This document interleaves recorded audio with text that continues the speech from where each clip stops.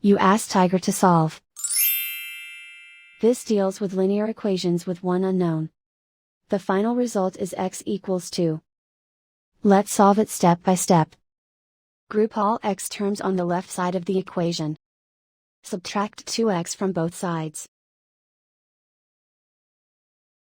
Group like terms. Simplify the arithmetic.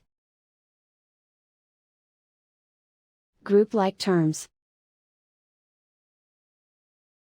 Simplify the arithmetic. Group all constants on the right side of the equation. Subtract 7 from both sides.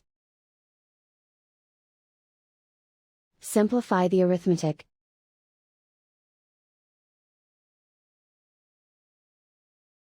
Isolate the x. Divide both sides by -5. Cancel out the negatives.